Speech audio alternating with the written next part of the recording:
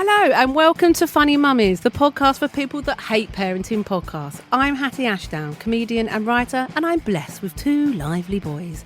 Each show I'm joined by funny mummies from the world of comedy, but also those that are aunties or friends, because let's be honest, we all need the help of our non-tired mates. Join us as we find the funny side of parenting, life, and being bloody great women. Happy Mother's Day! Happy Mother's Day! Happy Mother's Day to you! Happy Mother's Day! Happy Mother's Day! Happy Mother's Day to you! If you're listening live on Soho Radio, you're welcome to the Funny Mummies for the Other Woman show on Soho Radio. You can tell I'm rusty. Hello, how are you? Well, this is a weird one for those that listen chronologically. Sorry, I'm a bit late with this episode, / missed last month. If listening live on Soho Radio, Rody, what is wrong with me? I only had a sip of red wine. I was ill. Nothing big, just the killer virus, but we'll get to more of that later. So to keep it simple, I shall address in present day and not get bogged down in my dream that these will be found in time capsules in the future and help people learn about what life was like when we had COVID-19 corona pandemic, or as I like to call it, the time all the schools were closed. So yeah, if you want to know more about that, go and Google or whatever the future search thing is. Maybe because of the pandemic, everyone's just back in the libraries and we don't have the internet. Anyway, we're here to tell you it's not all about making magical memories, spending quality family time and making banana bread and bloody Joe Wicks, although I do love him. It is for most a bloody slog, a mental head fuck, but sometimes, you know, you have a Zoom chat with some mates and you laugh when someone gets a tit out and, you know, okay, no one laughed, but the real heroes are the medical profession, key workers and single mums. And that brings me to my panel and topic today. So you can probably guess she's a regular to the show who needs no introduction, but if I don't, that would be weird. Just before lockdown, she moved into a brand new home with her son. It needed some work done, so she's now a part-time stripper. She's the Woody to my Buzz, the Dick to my Dom, the Kurt Russell to my Elizabeth Taylor. She can't wait for the street parties to start. It's Gemma Beagly. Hello. I hope I haven't ruined one of your jokes or something, Gemma. But you haven't, no. But I'm going to might steal some of those. Okay, steal some of them. And it's our first time. It's her first time ever on the show. Guest today is comedy actress who will know from many roles as Laura in Him and Her, Witless, the young hyacinth. I loved her in that. Most recently in Dawn French's new comedy, The Trouble with Maggie Cole. But of course, her biggest role. Hey, Kerry Howard! No, wait. Her biggest role today was the very funny, lovable, sometimes desperate Marilyn in that underground hit sitcom, Give That Girls. Yes. Written by Hatty Ashdown. Don't laugh too Cult hard. classic. Cult classic. Classic. It's actress and funny mum of two, Kerry Howard. Oh. Hello. Hello, girls. For the sake of the listeners, we're doing this on Zoom. So we're going to see how it goes and how much Zoom gives us. But it's totally natural. I wish I was in Soho recording it. I really do. And I hope you're all doing well, local Soho listeners. So how are we doing? I've just got to say, it's so weird. Gemma, you've just moved into your own house. I've just moved into my brand new house as well. Oh my God. You see, it's a movement. It's a bloody revolution. It's crazy. Like, I had the weekend with the boys. I got them back. My youngest had a cough. I self-isolated a week before lockdown. Who knew that was going to be? I'm on week 8. And literally, like, taps have fallen off, like this, you're like, I've got no one in, it's just me. But you've got YouTube, Kerry. You've got YouTube, you've got blogs, because there is not a shortage of men on the internet that want to fucking tell you how to plaster a bloody wall, mate. I tell you. All I need to do with that tap is swear at it, and once I swore at it a couple of times, it got right back on. So it was absolutely fun. I called it a fucking cunt, and it was done. Well, that's quite because I've been saying to Gemma, actually, this was being lockdown. Oh, I can't speak. Lockdown has been quite good timing in terms of doing the house up. And so it's been similar for you, Kerry. And I should say, because we don't really talk about it a lot, but Gemma is also a single mum. We just have, Gemma's been on a lot of these podcasts, and we just don't shout about it, do we, Gemma, really? But yeah, so it kind of sort of tracked the breakdown of my marriage, really, isn't it? I think it's because you didn't really want to talk about it before, because it was sort of, a bit. I was in the middle of it, yeah. Sure. In the middle of it. It's raw. It always is. A breakdown is, and it's usually with kids, it's not a pretty picture. So it's hard to talk about it because you want to have dignity and try and keep it amicable. But then it's true, and I think so. I never really knew on any one day how I felt actually, full stop, and so and it's still the same now, really. It's still relatively early, sort of 18 months, I suppose, since the marriage ended. You're running, and so you don't have the time to process it because you're still a mum, and you've got more of a weight on you because I'm taking that you're the primary carer. Sure. So like, who has time to have an hour therapy to process the breakdown of your marriage? Yeah. No, not have the time. No. And Kerry, are you about 18? Are you a little bit longer than 18 months? So weirdly, it's a weird anniversary. I realised today was the anniversary of my wedding. Oh gosh. Yeah. But so it was 2 years ago on the 27th of April. So I've just passed that I decided to leave my husband for the third time. Oh really? Wow. Third and final time. So yeah. 2 years. Wow. And you're in a lovely new house. And so how is, okay, so let's start with, how's your lockdown going? I mean, so you've moved into this house quite newly to lockdown, and this is your own house, am I right? This is the fresh start. Yeah. I mean, it's my own, I've never owned anything by myself, ever. I've not even rented. So this is the first time that I've actually had ownership of something. And it's quite terrifying. But I think the lockdown's been brilliant in the fact that it's had to liberate me to not lean on people that I would normally lean on. And I've had to sort of like woman up and actually just like get shit done. And I've thrown myself into the house. Like, this is the first week that I've just gone, chill the fuck out. The walls are fine. You've done enough. Like, it's okay. And I'm looking at your both newly painted walls, actually, because Gemma's painted her lime green kitchen, and you've got your lovely navy blue wall. Yeah. We're doing all right. So, I mean, generally, I'm always nosy to people's. Both of you give me a rough kind of lockdown life routine now. What is your day like?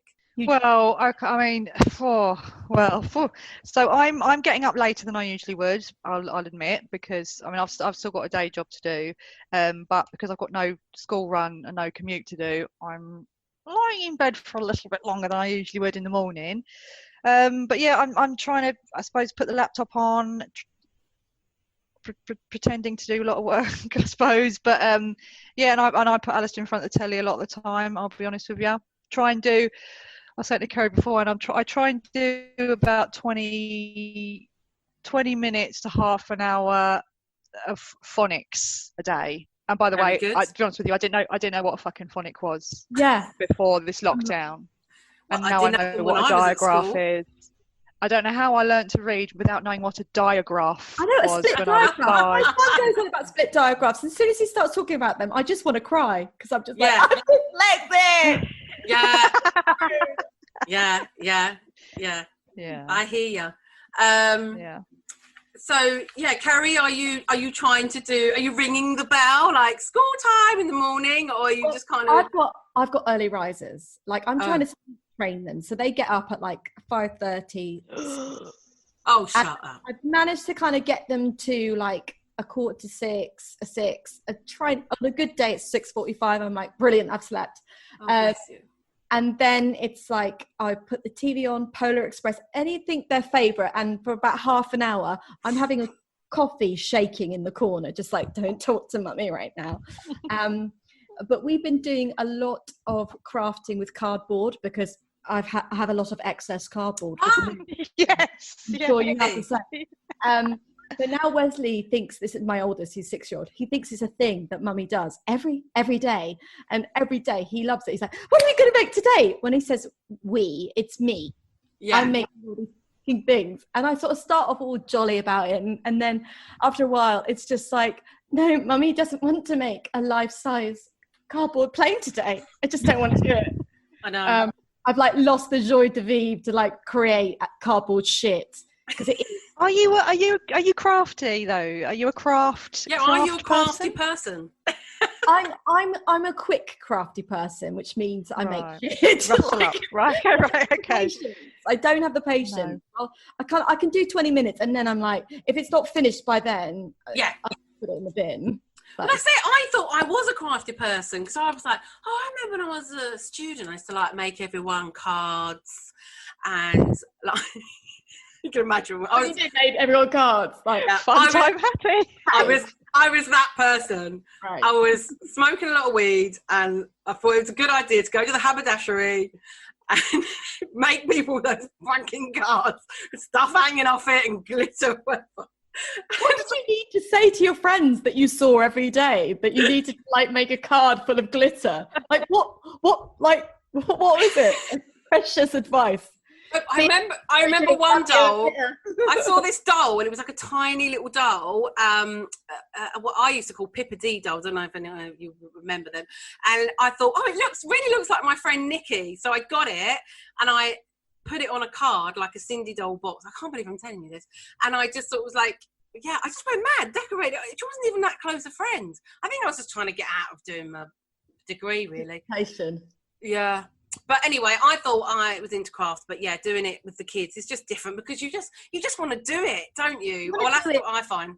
They don't stay in the lines, and then they've got scissors, so you're like, well, they're going to kill themselves, and so you just like you find yourself like taking over, and then you resent that you're taking over because you're like they should be doing the crafting, and then they're bored. I know, and I should say for listeners who haven't worked it out, we've actually all got boys. And I hate to say it, but I mean, they are just at this age. I think we're all in a similar sort of age. Mine's 4.5, oldest. You know, it's just he's now into sort of Play-Doh craft, or stuff with sticks and stuff. But yeah, still not painting or drawing or anything that takes too long.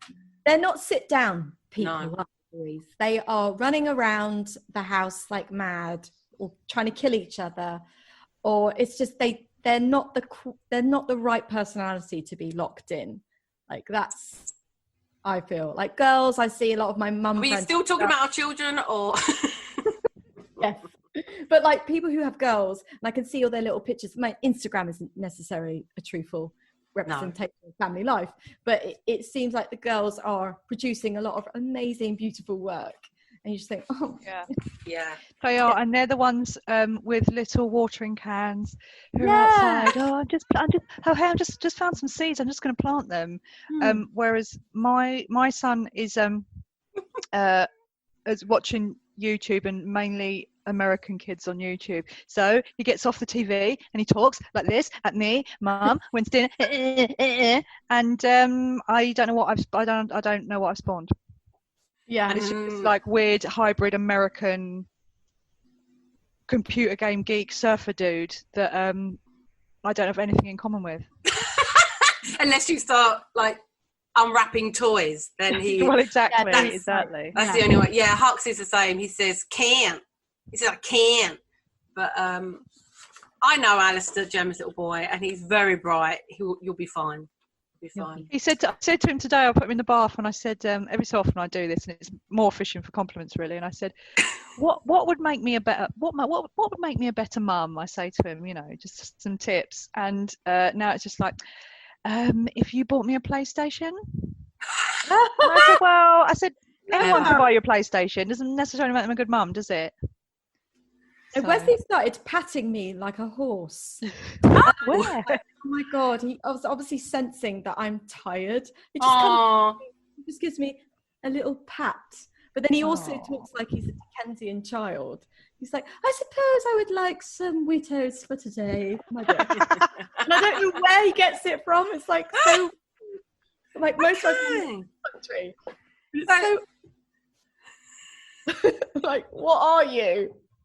So all the children are going to be fine after lockdown. They're not affected at all.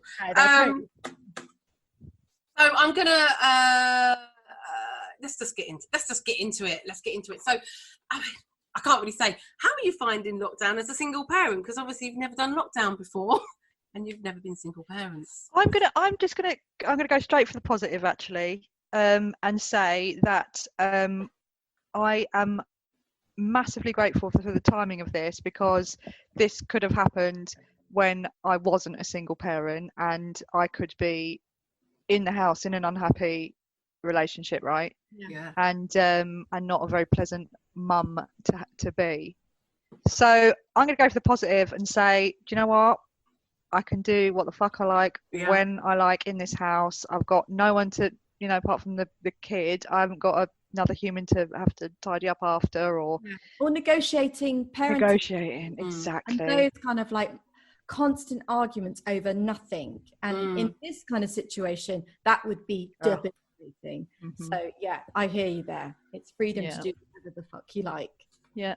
I mean, I'm in charge, Kerry. Right? You do. I mean, I'm in charge. There's no negotiation. There's no, well, hey, why don't you do this and I'll do this and how about this? It's like, no, I'm going to go and watch the telly. I'll go and watch the telly. You know what I mean? I want to go to bed. I'll go to bed. It's great. I thoroughly recommend it. I mean, I have lost my husband's bank card today, so anything could happen. So, and how did you lose his bank card?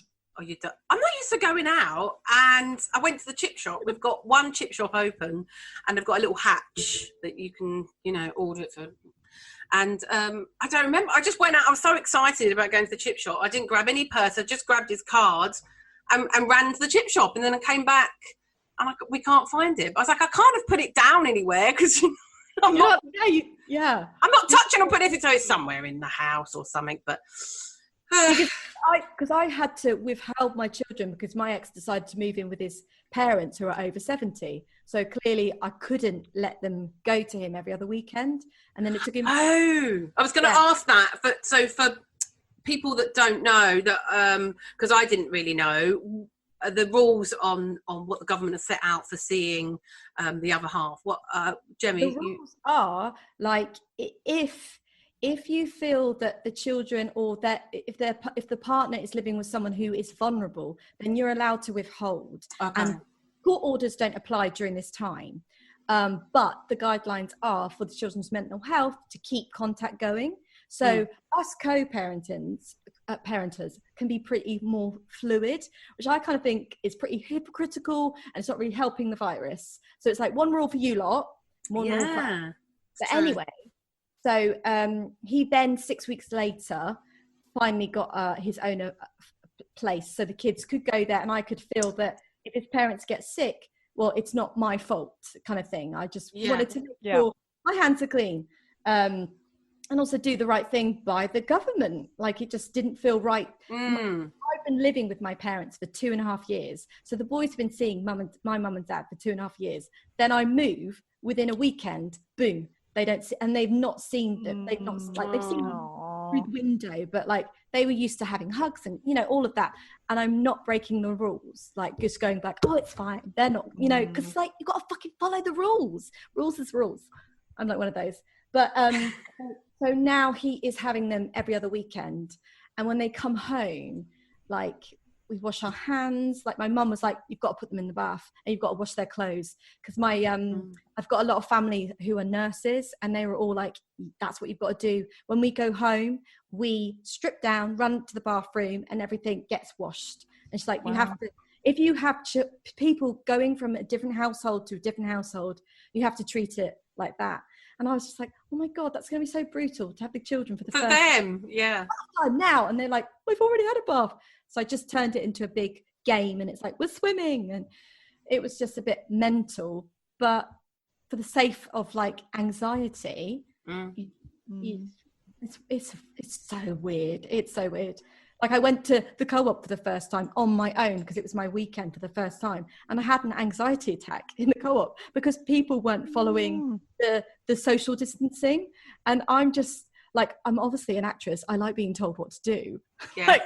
So I like rules, and everyone's just like, this guy walked past and he didn't have a shirt on. He was like slightly drunk, and this girl was going against the arrows in the co-op, and I was just like a crazy person going, back, and then the staff was behind me, and I was just like, everyone's going, and I came out that place. I had sweat. Well, I have not had sweat for the last 2 years.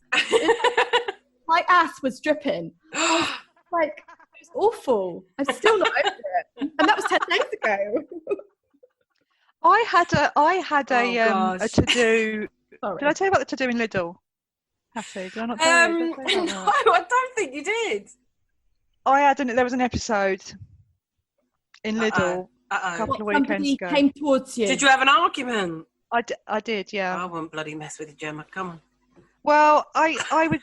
It was one of these where there was 4 checkouts open and 2 queues. So like at the post office, so 1 queue and you just whatever till comes free. I think it's a good system, but no one was supervising it. So then I'd see from the side a guy starting a new queue. So I said, I said, just thinking, the guy's obviously thinks that it's okay, that he's next, whatever.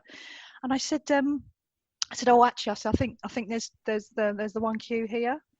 And he went, oh, you think, do you? Oh, I said, oh gosh. I said, come on. I said, just like, don't get shitty. Nice. He said, but you think, so you could be wrong. I said, yes, I suppose I could be wrong. I said, but even then, you'd still be a cunt. And I turned and he said, oh, you shouldn't have said that. And that was the end of it, actually. And I was just doing my shopping, thinking, please just let me get out of this shop before he does. Like trying to hurry up when I was shaking with anxiety, with like adrenaline. Wow. But people are now. I don't think that would usually happen during normal times. But this man did not like to be told by a woman that he was breaking the rules, the queuing rules. I really think it's an interesting phenomenon, really, because there's a lot of self-entitled male personalities in the world, and they've never been used to being told what to do. We have. So women have for centuries have been told what to do, and we followed the rules. Yes, true. It's going, fuck you, I'll do what I want. But here's something. We are a compliant breed. Now this is happening. The government is basically turned the UK into a fascist state. What we have to listen to them, and we have to do exactly what they're telling us to save people's lives. Men don't like it because they make the rules. It's got to be said, actually, all these conspiracy theorists, they are men, aren't they? Yes. The ones saying, oh, they're trying to get us to stay in. It's all men. You're absolutely right. Yeah. They don't know what to do. So then they sort of like gaslight and make up these stupid theories about, oh, everyone's trying to control us with these apps. It's like, no one gives a fuck about you. We give a fuck about the collective humanity. Yeah. But here's the thing, right? Because when that happened, right, it then stayed with me all day because I was just like, do you know what? I shouldn't have dropped the C-bomb, right? That was I came down to his level. I shouldn't. Was you on your own? Yeah, I was on my own. All right. Oh, yeah. You didn't have your child with you. No, I didn't know. But it was just like, well, what is the right thing to do in that situation? Because I could have. So the options are, I could have just been all like British and just been like, oh, I'll just tut underneath my breath and let him push in, whatever. I didn't think at any point he was going to push in. But what is the right thing to do? I mean, question. I'm like you. I go Basil Fawlty because I look to the staff and the staff do fuck all. And it's just like, I seek someone to like put down justice. Yeah. I mean, it's unjust. You were it's unjust, exactly. And he fucking pushed in. And that's like not fair on so many levels. I think it was unjust and unfair. I think you two, this is literally such a great example because this is literally something that, you know, you two are going for a very powerful moment. And I'm not saying that I'm not a powerful woman as well, but it's like I think we've had it. So any tiny little thing like a queue pusher, it's like, fuck you and my marriage. Like, that's where it is, isn't it? But you've got this power. Like I remember feeling it when I was pregnant. Actually, some stages I just cry all the time, but other times I felt really invincible and like I could tell anyone to, you know, they'll come in a queue.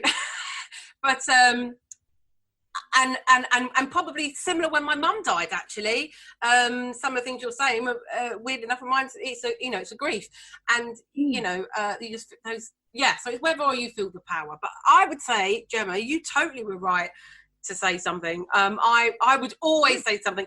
There's different stages of Hatty. I either would like just end up mumbling something really badly, or just sort of like shout something a bit, or go full pelt like you did. So I definitely would have said something. Because I speak to a few, like, have an anxiety attack at the same time. Oh. That's what I would have done. But and then so like friends were just like, oh, you need to be careful. He could have been anybody. He could have pulled a knife out and all that. And it's just like, well, is that how it's so no one can try and get, you know, just in case someone's got a bloody knife. It's just like, I'm not living my bloody life like that. I ain't doing it. Hello. So yes, if you've just joined us, you're listening to the Funny Mummies show for the Other Woman show on Soho Radio, and we was just chatting, or we are chatting. I'm Hatty Ashdown. I don't think I said that at the top. How unprofessional of me. With Kerry Howard and Gemma Beagly. We were just chatting about dating.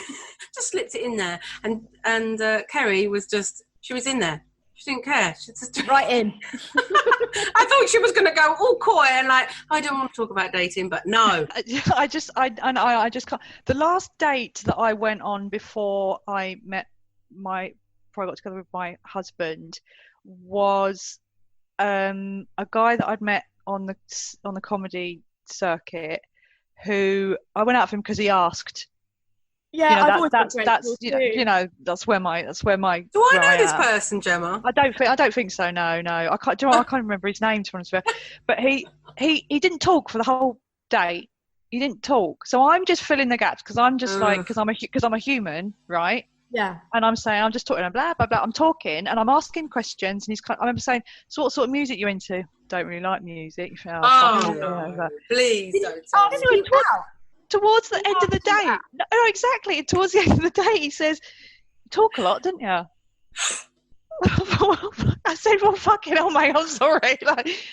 So no, that is what dating is for me. And now I'm nearly 40. And I've got, I don't know how. And it's the idea of going online and having to market oneself. It makes me want to rip my skin off. Yeah. Gemma went on a single mum's holiday last year. I did, Kerry. You was almost hoping there might be something interesting. Was you just thinking make a friend? I was thinking maybe there'd be like a hot young widow. Yeah, I want a widow. I don't want someone left someone or cheated someone, or it's like you don't know who the bad person is. No, a nice dead wife would be good, you know. Yeah. If the wife is dead, you know they're good. Exactly. There's but it was I had a great holiday.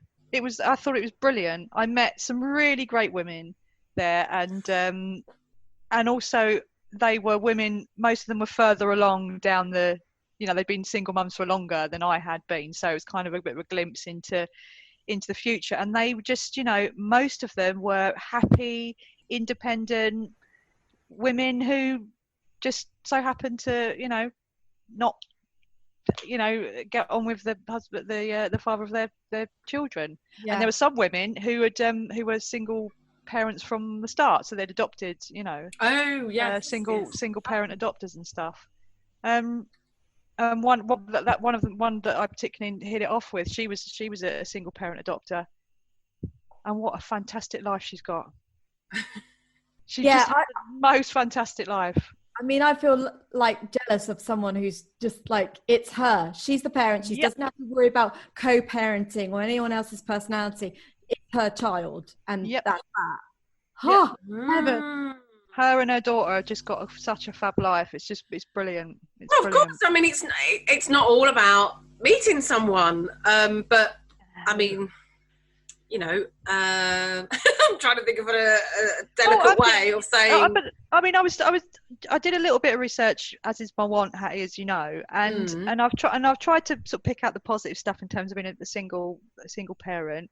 The first thing to say is that 90% of single parent families of women are you know, it's the mum. Mm-hmm. I mean, that's high, isn't it? That's you know, that's high. But that it's about a positive sense of family rather than the fact that there's only one parent. It's that family is a positive thing, and it's shown to be higher in the those who have experienced a single parent family. Kids have got a more positive sense of family than those who haven't. Oddly. Oh, That's interesting. And both What's of really you don't weird- come from single parents, do you? No, my parents are still married happily.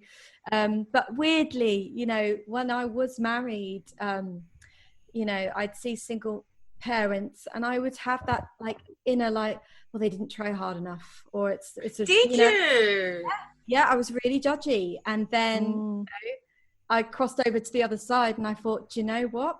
Like, it's better to be happy single than to be unhappy in a relationship, because what you're teaching children is lies and compromise where you shouldn't have to compromise. Like, you've only got one life.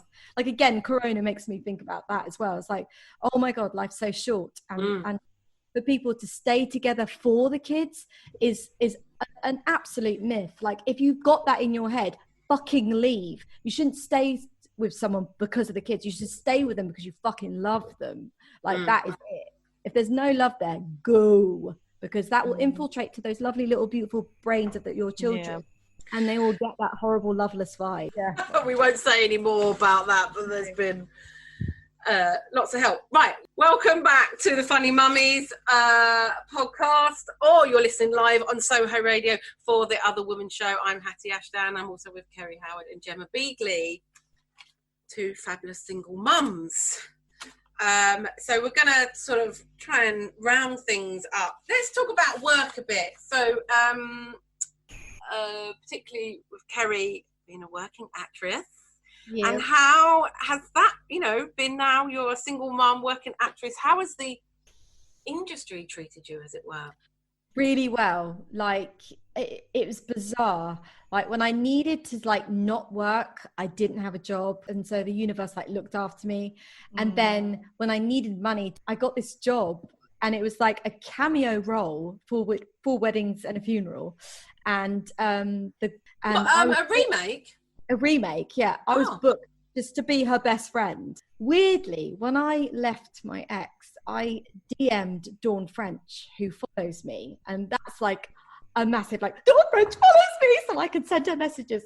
And I sent her a message because I knew she had divorced, and she's a famous actress, and I just thought, and she's like miles, like so far on, but I thought, you're my beacon of hope. Can you give me any like sunshine? Because I don't know what to do. Like, that's how desperate you have to be, that you think you can talk to Dawn French. Wow. No, you've got power. It wasn't desperate. You were using your power. But she actually messaged me, and she just said, she quoted her mum, she said, the only way over it is to go through it. But I really believe in manifesting, and every job that I've got, I've manifested it. Like, and it's so weird. So when I really want something and I think about it and I ask for it from the universe, because I'm a wanker, it actually does work. It actually happens. I think hard work and all of that. And then I was going to say, I think about hard work, a lot of hard work. It's been the best paid job, which again, I needed the money, and it was like over 3 months, and I was only like needed 2 days here and 2 days there. So the jobs were amazing the last 2 years. They've literally, and then I did a job with Kudos, who I didn't have childcare one day with my toddler, and they gave me a chaperone for a week. Wow, that's what I was going to ask about. I could bring my toddler to set like that, like, and they paid for it all, and it was, you know, Do you think it's just the companies then, particular production companies, Kerry, or do you think it is just getting better? Because I know it didn't always used to be like that. No, I think it's certain companies, like Objective were amazing when I was filming, and Callum was only 8 weeks. Well, obviously I had to have him on set because I was still breastfeeding, so they gave me a nanny. So it's like certain companies really will, and I think like also I'm at a level where they want me. So yeah, of course. I was going to say, off as an actor and you're a single mum, well, you're fucked. I was going to say, unfortunately, yes. I think.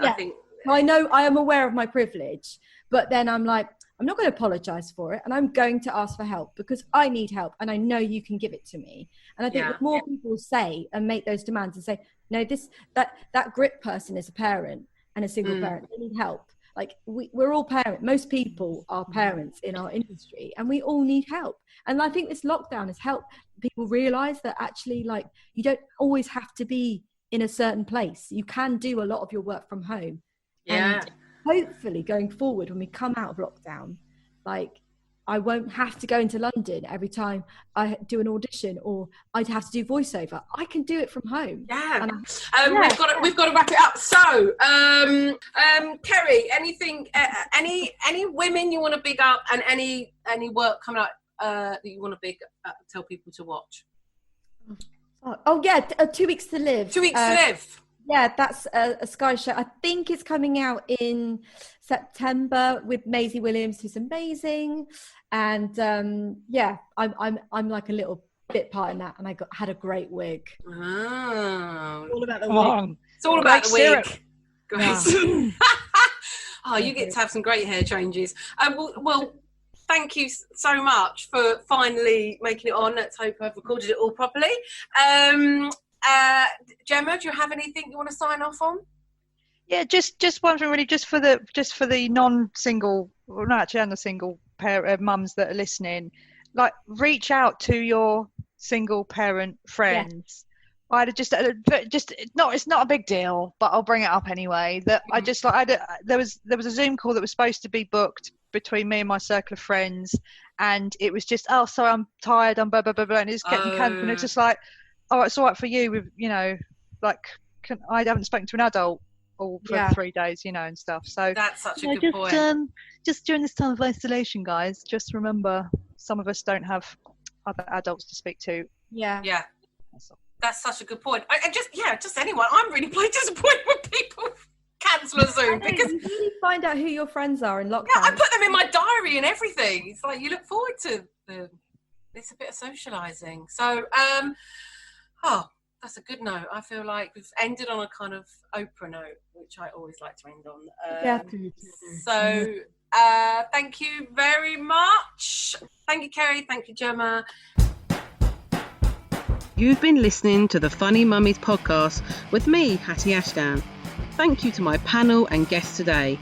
Edited and produced by Scott Kingsnorth in association with Screaming with Laughter, the lunchtime comedy club where babies can come too.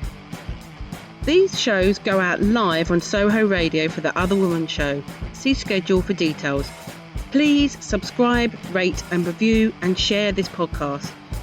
We really appreciate it, and it's the only way more people can find us. So see you next time for more Mum and Tonic.